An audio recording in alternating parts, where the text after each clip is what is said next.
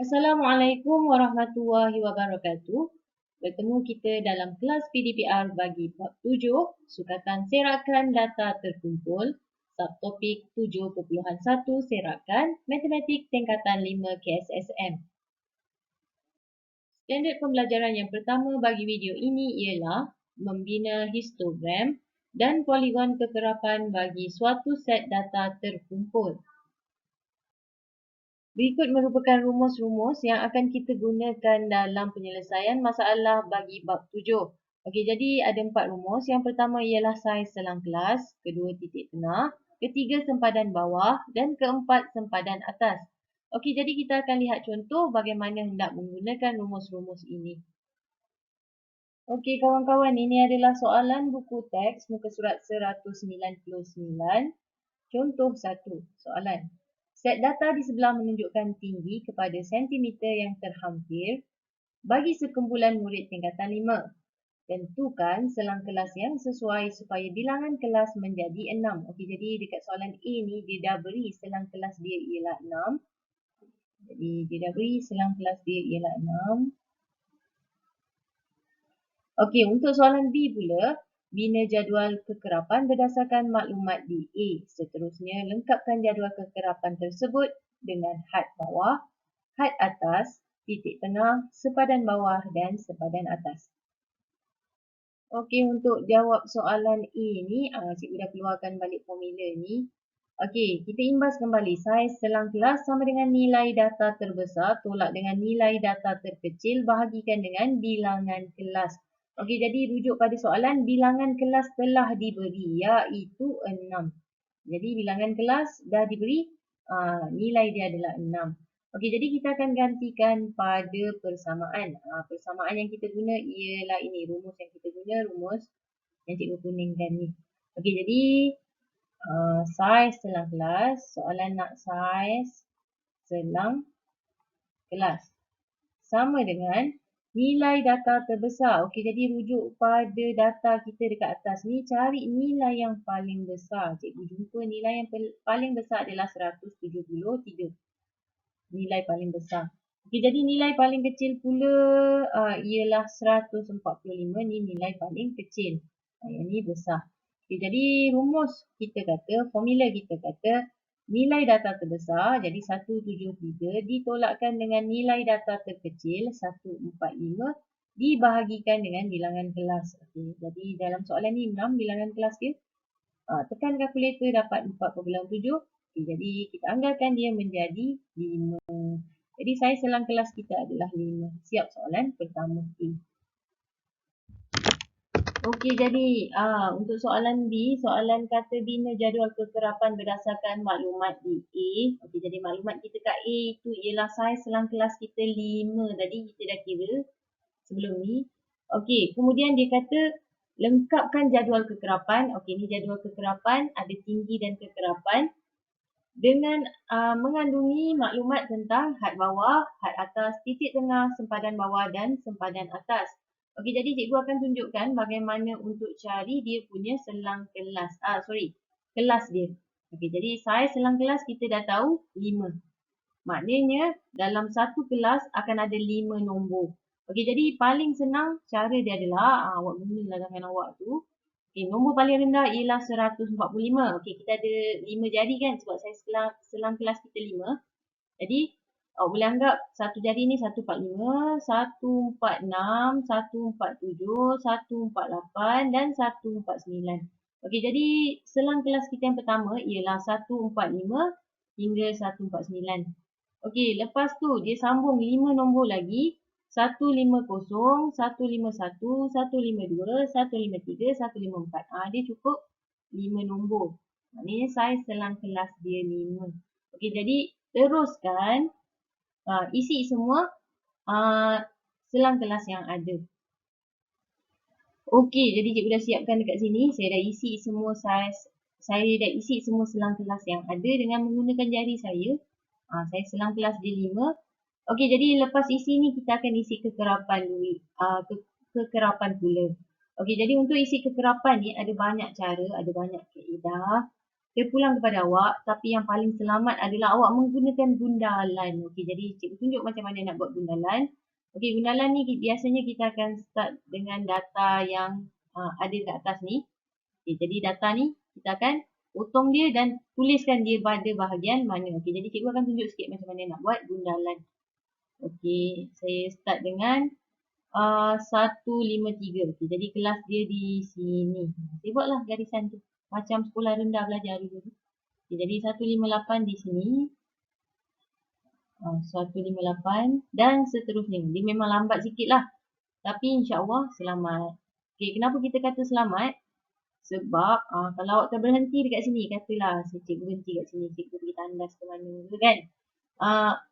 Data awak dia takkan awak terlupa ke apa. Awak boleh sambung nak buat dia dekat mana. Okay, jadi cikgu siapkan kejap. Okey, jadi ni hasil kegigihan cikgu menggaris ni. Cikgu dah dapat gundalan dia. Okey, jadi kalau dia jadi 5 tu, dia akan serong ni. Dia serong maknanya nilai dia 5. Okey, kemudian saya kirakan berapakah bilangan gundalan kita. Saya isikan pada jadual kekerapan.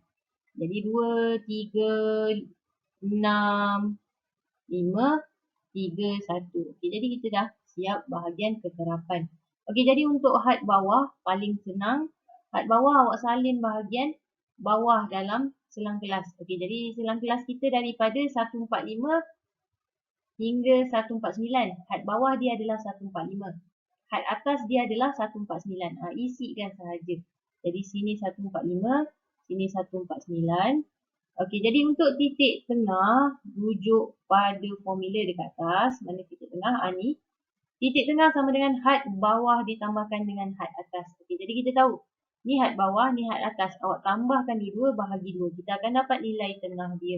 Jadi cikgu buat contoh 145 tambah dengan 149 dibahagikan dengan 2. Okey, jadi cikgu dapat titik tengah dia adalah 147. 147 ni dia duduk tengah-tengah lah. Okey, jadi untuk sempadan atas, formula kata sempadan bawah dulu. Okey, jadi sempadan bawah dulu. Had atas kelas sebelumnya ditambahkan dengan had bawah kelas itu bahagi dengan 2. Apa maksud dia? Maksud dia macam ni. Okey, jadi ni had bawah kan. Sebelum dia ada nombor kan. Okey, jadi cikgu isi nombor tu adalah 144. Okey, jadi nombor yang sebelum dia. Dalam kalau kata ada kelas sebelum dia adalah 140 hingga 144. Okey, jadi 144 tambahkan dengan 145 bahagi 2. Sempadan bawah 144 tambah 145 dibahagikan dengan 2. Okey, jadi awak akan dapat nilai dia adalah 144.5. Itu sempadan bawah. Untuk sempadan atas, ambil nilai had atas tambah dengan had bawah kelas sebelum dia, selepas dia. Had atas kelas itu ditambahkan dengan had bawah kelas selepasnya. Jadi ni tambah dengan ni bahagi dengan 2. Ataupun awak boleh fikir macam ni, 149 nombor lepas dia 150 tambahkan bahagi 2. 149 tambah 150 bahagi 2, kita akan dapat nilai dia 149.5. Jadi cikgu dah tunjuk satu contoh, cikgu tunjuk lagi satu contoh. Sini adalah 150, 154. Okey, yang ini 150 tambahkan dengan 154 bahagi 2, cikgu akan dapat 152. Okey, kemudian sempadan bawah. 150 tambahkan dengan 149. Maksudnya dekat sini, ni nombor ni tambah dengan nombor sebelum dia. Okay, bahagikan dengan 2. Awak akan dapat nilai dia 149.5. 149.5. Okey, dan akhir sekali sempadan atas 154 tambah 155 bahagi 2, kita akan dapat 154.5. Okey, jadi penuhkanlah semua jadual ni dengan kaedah yang sama. Okey, jadi tak perlulah buat jalan kerja dia untuk setiap satu. Yang atas ni adalah panduan untuk awak. Yang lain ni awak boleh kira terus masukkan nilai saja. Okey, jadi dah siap semua? Macam inilah contoh jawapan kita. Kita akan isi semua bahagian dalam jadual ini. Ini adalah buku teks muka surat 199. Awak boleh rujuk jawapan dari buku teks. Seterusnya kita akan mempelajari bagaimana kaedah mengira saiz telang kelas. Selain yang formula yang cikgu tunjukkan tadi, ada dua lagi kaedah lain untuk menentukan saiz telang kelas, iaitu beza antara had bawah atau had atas bagi dua kelas yang berturutan. Okey, jadi ayat dia ni kalau pelajar tak faham, saya bulatkan macam ni.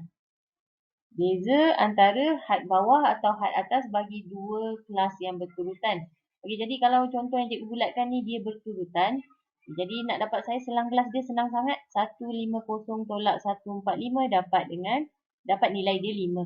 Okey, jadi ataupun lagi satu cara. Ini kalau guna had bawah. Lagi satu cara kita boleh ambil had atas dua kelas yang berturutan. Tak kisah mana-mana. Nilai dia akan sama. Jadi cikgu ambil had atas pula ni. 164 tolak dengan 159. Cikgu dapat 5. Okey, jadi dua-dua pun jawapan dia akan sama. Yang penting awak ambil dia berturutan. Kalau had bawah dengan had bawah. Had atas dengan had atas. Okey, jadi itu kaedah pertama. Untuk kaedah kedua pula.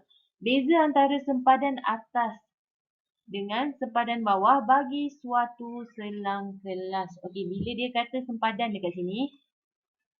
Okay, jadi dia katakan dekat sini sempadan bawah dengan sempadan atas bagi suatu selang kelas yang sama. Okey, jadi yang ni cerita dia kita kena ambil nilai kita kena ambil sempadan atas dan sempadan bawah bagi selang kelas yang sama. Okay, jadi sorry, 149.5 tolak dengan 144.5. Okey, jadi kawan-kawan nilai dia tetap sama 5. Jadi ada berbagai kaedah. Yang penting awak guna cara yang betul. Jadi ni kaedah pertama, tolakkan had bawah dengan had bawah bagi dua saiz selang kelas yang berbeza, dua kelas yang berbeza. Ni guna had atas, yang ni pula guna sempadan atas. Okey, jadi bezanya kalau guna sempadan atas dia mesti pada kelas yang sama. Dia mesti kelas yang sama. Kalau untuk had pula dia mesti berturutan, kelas yang berbeza. Okey, jadi kita akan pergi ke bahagian yang seterusnya. Baiklah, masuk bahagian seterusnya iaitu kaedah mengira kekerapan longgokan. Okey, jadi dekat sini kita ada soalan contoh dua buku teks muka surat 200. Bina jadual kekerapan longgokan daripada jadual kekerapan di bawah. Okey, dia bagi jadual, tinggal kita gantikan, kita pindahkan nilai tersebut. Okay, jadi cikgu pindahkan sekarang. Okey, lepas dah pindahkan soalan minta kekerapan longgokan. Apakah itu kekerapan longgokan? Kekerapan longgokan bagi suatu selang kelas ialah hasil tambah kekerapan bagi suatu selang kelas itu dengan jumlah kekerapan kelas-kelas sebelumnya. Maksudnya dekat sini, kalau sini 4 kan, atas dia tak ada kekerapan lagi, jadi kita tinggal tulis dia nilai dia 4. Sebab 4 atas dia tak ada nilai, jadi 4 lah. Okey, seterusnya 4. Yang ni awak tambahkan dengan 5. Akan dapat 9. Okey, lepas tu 9 tambah dengan 8. Dapat 17. Seterusnya, awak tambahkan 17 dengan 7. Kita akan dapat nilai 24 dan akhir sekali tambahkan akan dapat 27. Okey, jadi itulah dia kekerapan longgokan. Kita akan dapat nilai dia seperti berikut. Inilah yang dah siap kira ni. Okey, jadi 4, 9, 17, 24, 27 itu adalah hasil tambah kekerapan dengan kekerapan sebelum dia. Okey, jadi 5 tambah 4 dapatlah 9. Yang kalau kata selang kelas 30 hingga 39, kita tambahkan 8, 5, 4 ni dapat 17. Okey, jadi kekerapan longgokan. Kita baca maksud dia, nilai 17 ini bermaksud terdapat 17 orang berumur 39 tahun dan kurang. Okey, jadi kalau kita ambil selang kelas ini, 30 hingga 39, ada 17 orang daripada umurnya kurang 39 tahun. Okey, kita akan pergi pada bahagian yang seterusnya. Okey, seterusnya kita akan membina histogram dan poligon kekerapan. Okey, jadi dalam video part ini kita akan belajar dua jenis graf. Yang pertama histogram Yang kedua, poligon kekerapan. Bagi histogram, dia ada step dia, iaitu cari sepadan bawah dan sepadan atas setiap selang kelas. Pilih skala yang sesuai pada paksi mencancang. Wakilkan kekerapan pada paksi pencancang dan kelas pada paksi mengufuk. Okey, lukis palang pada setiap selang kelas dengan lebarnya sama dengan saiz selang kelas dan tingginya berkadaran dengan kekerapan. Okey, jadi step-step dia ni kalau baca saja tak faham kan, nanti kita akan tengok contoh, jangan risau. Okey, jadi untuk poligon kekerapan pula, tandakan titik tengah pada atas palang setiap selang kelas. Tandakan titik tengah sebelum kelas pertama dan selepas kelas terakhir dengan kekerapan sifar. Lukis garis lurus yang menyambungkan titik-titik tengah yang bersebelahan. Okey, jadi itu step dia. Awak tengok ni gambar contoh histogram dan ini adalah contoh poligon kekerapan. Okey, kita akan pergi kepada contoh penyelesaian untuk melukis histogram dan poligon kekerapan. Bahagian yang seterusnya, contoh 3, buku teks muka surat 201, jadual kekerapan di bawah menunjukkan kelajuan kereta dalam kilometer per jam yang direkod oleh kamera perangkap laju di sebatang lebuh raya dalam suatu tempoh masa tertentu. Wakilkan data tersebut dengan histogram dan poligon kekerapan menggunakan skala 2 cm kepada 10 km per jam pada paksi mengufuk dan 2 cm kepada 10 buah kereta pada paksi mencancang. Okey, jadi dekat sini kita nampak point dia. Dia minta kita lukis histogram dan juga poligon kekerapan dengan skala 2 cm kepada 10 2 cm kepada 10 km per jam pada paksi mengufuk dan 2 cm kepada 10 buah kereta pada paksi mencancang. Okey, jadi itu data yang dia beri. Okey, jadi daripada data yang diberi, kita akan cari titik tengah, sepadan bawah dan sempadan atas. Okey, jadi kenapa benda-benda ni berguna untuk lukis histogram? Kita perlukan sempadan bawah dan sepadan atas. Okey, jadi ini dua kita guna untuk lukis histogram. Okey, jadi titik tengah kita akan guna untuk lukis poligon kekerapan tanpa lukis histogram. Okay. Jadi kita akan penuhkan jadual tersebut dengan nilai yang soalan beri. Okey, jadi ni step dia sama lagi macam tadi. Nak dapat titik tengah, had bawah tambah dengan had atas, bahagikan dengan 2. Kita akan dapat nilai dia adalah 74.5. Okey, seterusnya sempadan bawah. 69 nombor sebelum 70 tambahkan dengan 70 bahagi dengan 2, kita akan dapat nilai dia adalah 69.5. Okey, jadi seterusnya had atas tambahkan nombor selepas dia 79 tambah 80 bahagi dengan 2, kita akan dapat 79.5. Okay, jadi step ni sama macam penerangan cikgu sebelum ni, awak penuhkan semua kolom yang ada ni. Okey, dah siap. Jadi ni data yang cikgu dah siapkan. Kita akan lihat macam mana nak lukis histogram pula. Okey, jadi macam cikgu cakap tadi, kita akan gunakan sempadan bawah, sempadan atas dan juga bilangan kereta untuk lukis histogram. Okey, kalau kita ingat balik soalan tadi, dia kata 2 cm.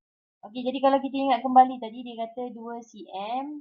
Nisbah bagi 10 km per jam bagi paksi mengufuk. Paksi mengufuk ni maksudnya dia adalah paksi X. Dan 2 cm kepada 10 buah kereta bagi paksi mencancang, itu adalah paksi Y. Okey, jadi ambil pembaris awak dan gariskan tegak-tegak paksi X dan juga paksi Y dia. Okey, dekat sini cikgu dah gariskan siap-siap. Ni paksi X dia mewakili laju. Okey, jadi dekat mana guna sempadan atas dan sempadan bawah kita pada paksi X.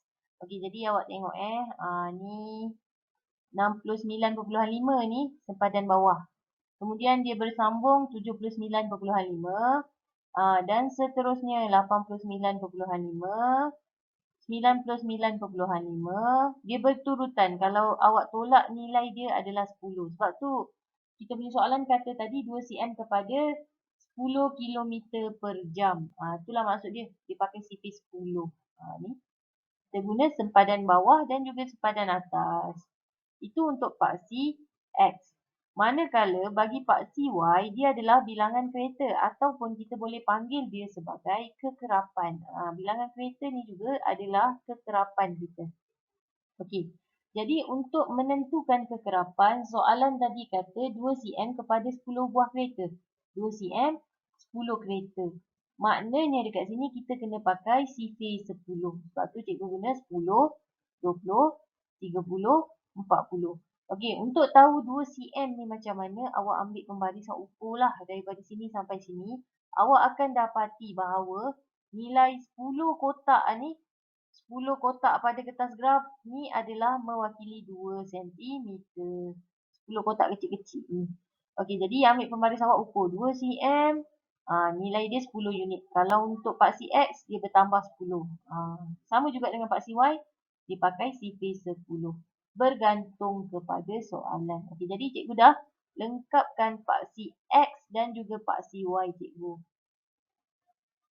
Seterusnya kita dah masuk step macam mana nak lukis dia punya palang tu.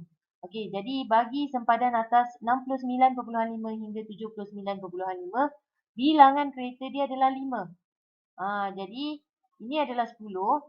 5 tu duduk tengah-tengah kotak. Maknanya 5 kotak, 5 lah nilai dia. Jadi awak ambil pembaris, gariskan dia panjang-panjang. Seterusnya, lengkapkan semua nilai yang ada. Okey, jadi cikgu dapat dekat mana nilai-nilai tu? Ni kan 5 kan? Cikgu dapat kat sini 5. Okey, yang ni 10. Ni 10 nilai ni. Dan seterusnya. Jadi pelajar awak akan buat semua garisan yang ada tu. Ni 20, 30, 25, 10. Garis dia tegak memanjang dulu. Mesti pakai pembaris dari hujung ke hujung. Penuh. Okey, kemudian sambungkan palang dia. Dia jadi macam gambar sebelah. Sambungkan dan siaplah kita punya histogram. Macam inilah rupa histogram. Tapi pastikan hujung bucu awak ni bersambung. Dia mesti sambungan dia sempurna. Jangan ada yang tak tersambung atau terlebih sambung. Dia mesti cantik lah. Kalau contoh cikgu ni macam tak cantik ni dekat sini ni. Awak jangan buat macam ni ya. Okey, jadi sambung cantik-cantik, tegak-tegak guna pembaris. Siaplah inilah histogram kita. Di mana ini adalah nilai sepadan bawah, sepadan atas. Untuk selang kelas yang ni pula, ni sempadan bawah dia, ni sempadan atas dia. Dan seterusnya. Okey, jadi ni cikgu bagi gambar yang cantik sikit lah. Cikgu warnakan dia. Okey, jadi awak tak nak warnakan pun tak apa, biarkan kosong dalam dia. Yang penting guna pembaris dan pakai pensel. Pastikan semua bucu dia bersambung. Okey, yang kedua kita akan lukis poligon kekerapan. Kalau ingat balik soalan dia tadi, dia kata lukis histogram dan poligon kekerapan. Okey, jadi untuk lukis poligon kekerapan, paling senang kalau awak dah ada histogram ni. Okey, jadi sebelum cikgu lupa, untuk lukis poligon kekerapan, wajib tambah satu selang kelas yang ada nilai kosong dekat atas dan kosong dekat bawah untuk dia punya kekerapan. Okay, jadi kita tambah saiz selang kelas sebelum dia. Kalau dekat sini jadi 69. Jadi 60 hingga 69. Okay, untuk selang kelas yang bawah pula 130 hingga 139.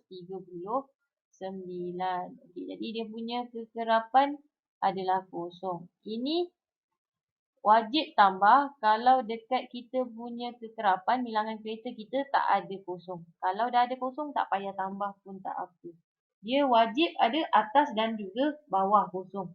Okey, jadi untuk lukis poligon kekerapan, awak kena pangkahkan betul-betul tengah kedudukan dia. Okey. Kan kita ada 10 kotak ni kan? Okey. Maknanya tengah-tengah dia 5 kotak. Ambil pensel dan plotkan dia, pangkahkan dia. Macam ni. Okey, kemudian sambungkanlah titik yang seterusnya.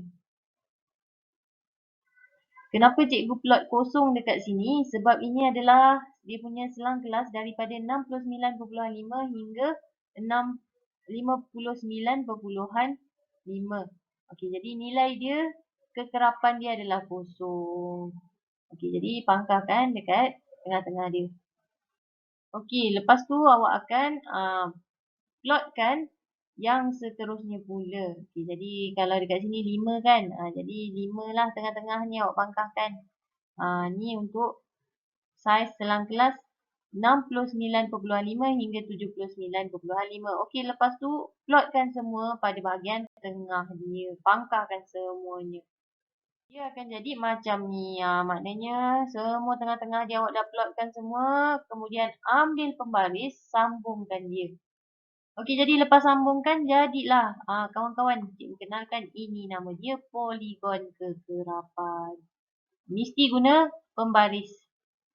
Okey, jadi untuk poligon kekerapan, dia mesti guna pembaris, sambungkan semua titik yang diplot dan awal dan akhirnya nilai dia adalah kosong. Dia menjejak graf paksi X tu. Awak jangan biarkan dia tergantung. Kalau awak tengok dia tergantung tu, awak sambung dia bagi dia kena paksi X. Okey, jadi dah siap. Ini adalah poligon kekerapan kita.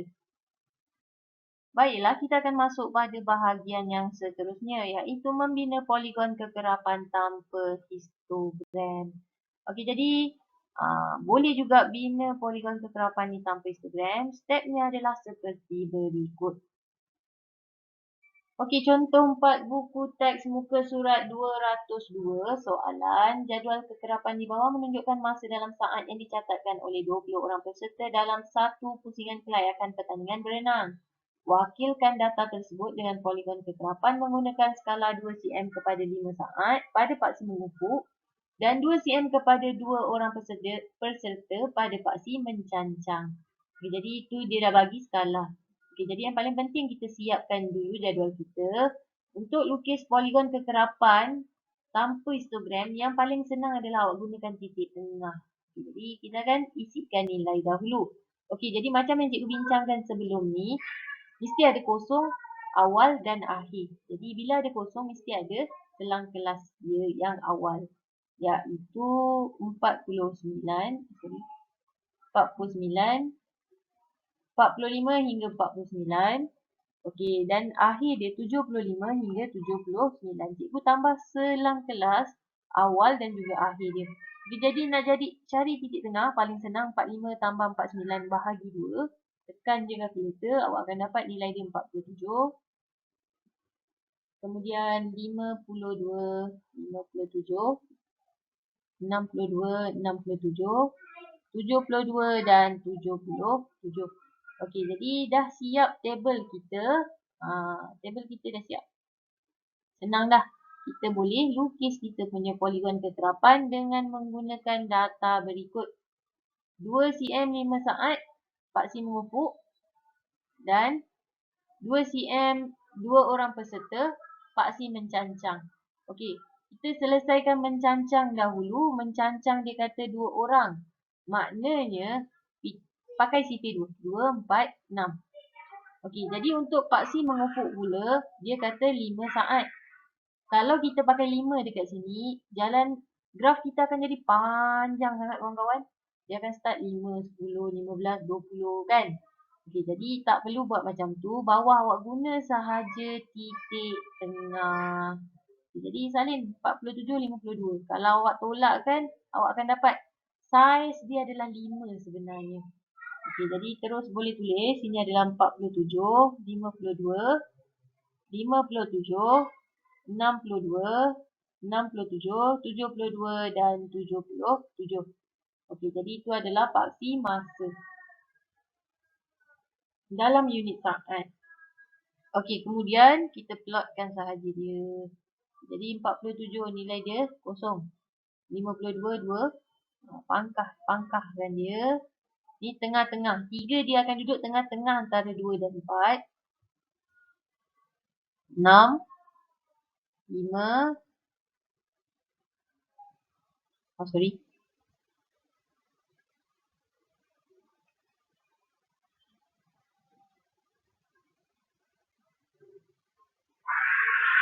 Okey, dan juga 72 iaitu 4. Dan akhir sekali 70. Okey, kemudian ambil pembaris, sambungkan dia. Jadilah jawapan dia seperti berikut. Graf buku ni dah cantik sangat ni. Jangan lupa tulis tajuk dia, masa catatan peserta. Macam mana nak dapat dia punya tajuk? Awak tengok Paksi X. Paksi X adalah masa catatan, masa yang dicatatkan peserta. Jadi bagi tajuk dia macam ni. Masa catatan peserta. Okey, jadi ini adalah kesimpulan daripada apa yang telah kita pelajari melalui video ini, iaitu yang pertama kita telah belajar tentang saiz selang kelas, titik tengah, had atas, had bawah, sempadan atas dan sempadan bawah. Selain itu, kita juga telah belajar melukis histogram, melukis poligon kekerapan menggunakan histogram dan melukis poligon kekerapan tanpa histogram. Okey, jadi selamat membuat latihan. Semoga faham, insya-Allah. Okey, terima kasih kerana menonton video cikgu. Assalamualaikum warahmatullahi wabarakatuh.